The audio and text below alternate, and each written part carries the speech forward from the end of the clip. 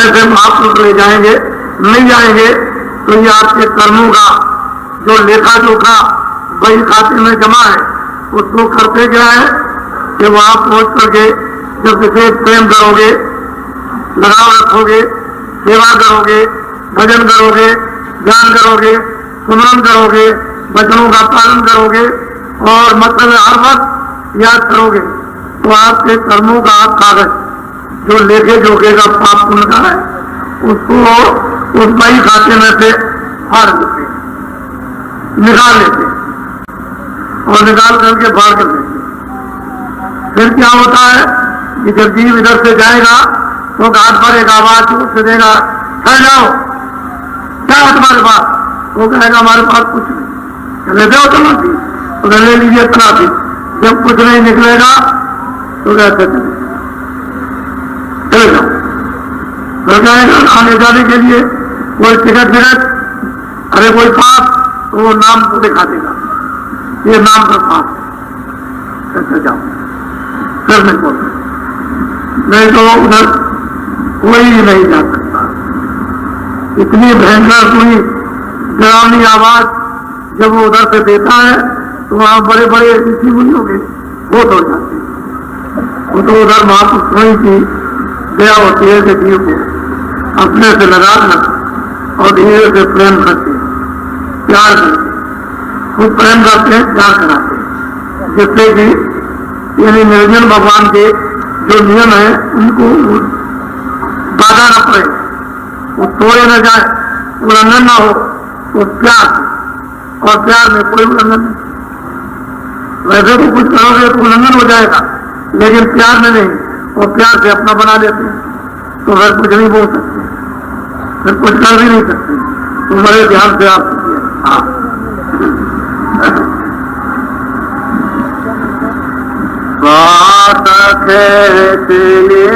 तो न चढ़ाए दोने प्रगति और अब निरंजन भगवान ने क्या किया कि उन्होंने श्वास को सैकल कमल में एकदम चढ़ाया और वहां महाकुंड में जाकर के उन्होंने एक तक निशाना लगा दिया जो महाकाल को स्वयं में, और वहां बस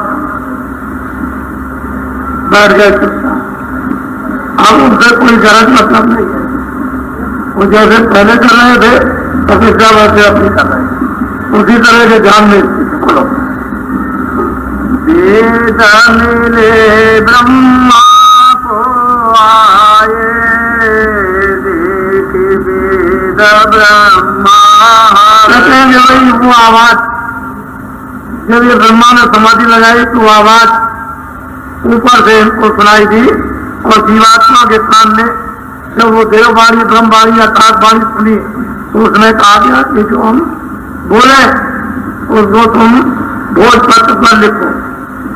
तो फिर वो छाल इकट्ठी की गई, क्योंकि पहले तो गाने था नहीं, ये पेड़ों की छाल थी, तो मतलब इस तरह की स्याही भी नहीं थी, तो बनाई होगी कुछ कोयले वगैरह भी कुछ मसाला डाल करके, तो उन्होंने फिर जो बोलते गए वो सब कदम लिखते गए।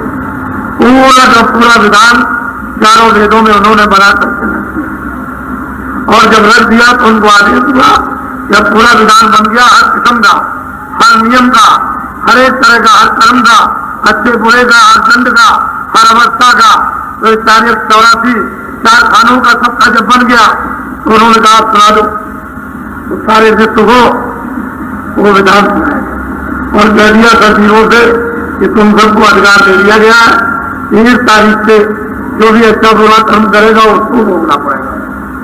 पहले वो कुछ अच्छा नहीं था तो कोई बंधन तो कहीं था ही नहीं, जब अच्छे बुरे कर्म का बंधन नहीं था तो फिर उसके लिए कोई भोगता नहीं था। अब आपके लिए बंधन होगा, तो कभी अच्छा कभी बुरा, कभी पाप, कभी पुण्य, कभी ये, कभी न्याय, कभी अन्याय, कभी तपस्या, कभी नहीं, कभी झूठ, कभी सच, धीरे धीरे फिर ये मैं होगा।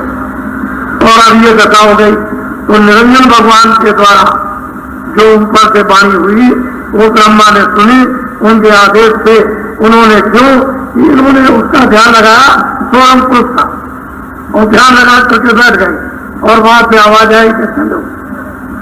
वो आवाज इनमें होकर के जब बोली गई और इन्होंने इसको लिखा, देखा नहीं है कि उसका रूप कैसा, रंग कैसा है, श्याम है कि सफेद है कि काला है कि कैसा है, कुछ नहीं।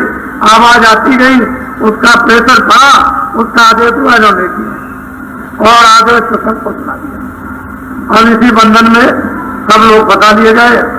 देखा तो किसी ने बोल मुख चारों से धोने हो चारी, तापी वेद हुए पोले चारों मुखों से यानी वाणी उच्चारण हुई।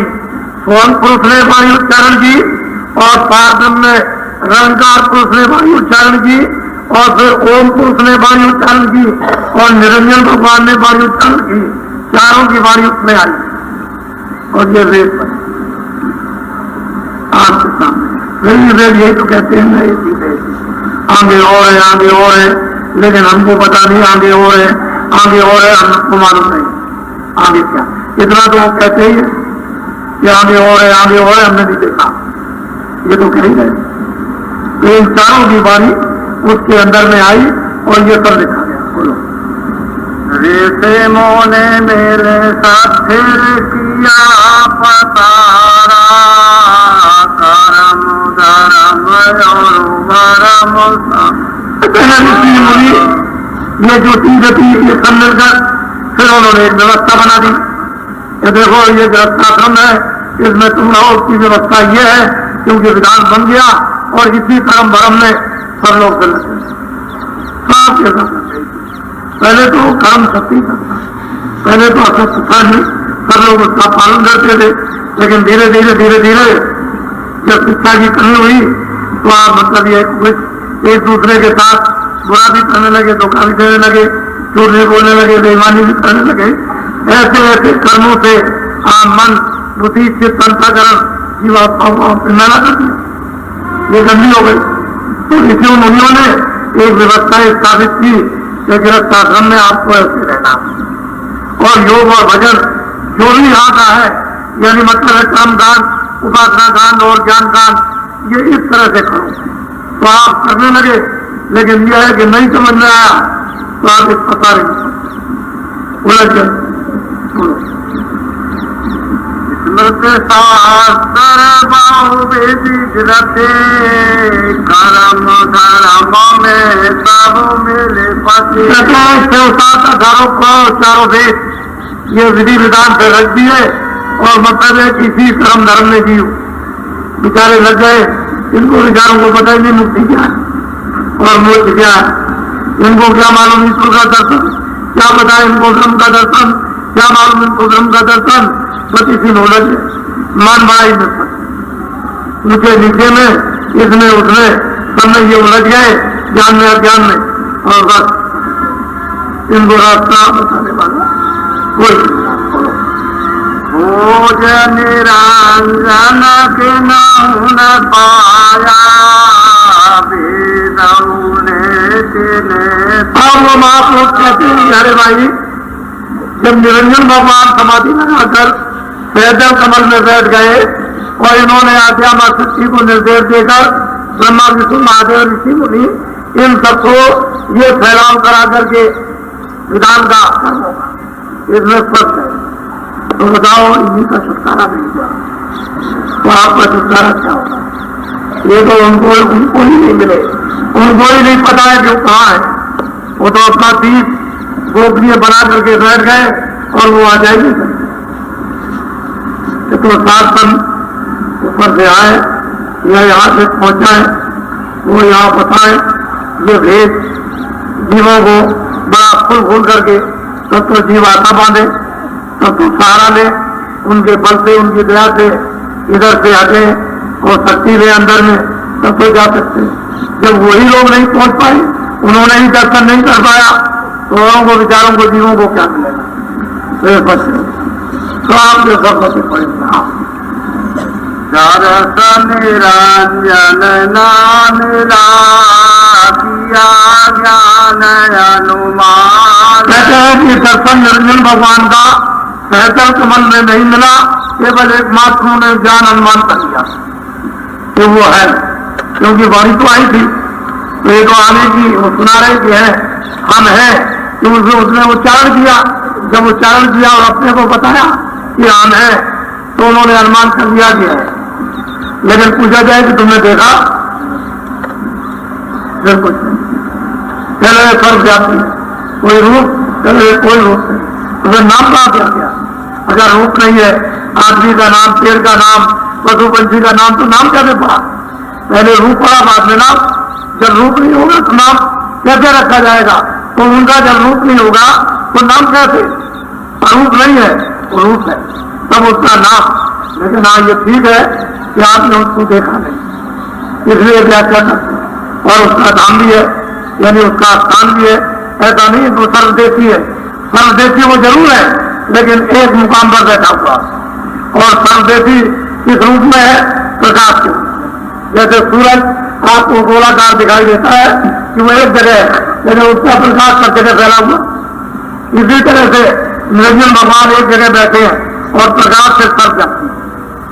इसी तरह से ब्रह्म एक जगह पर, स्थान पर वो एक देती है, लेकिन उनका प्रकाश उन ब्रह्मांडों में सर्व देती।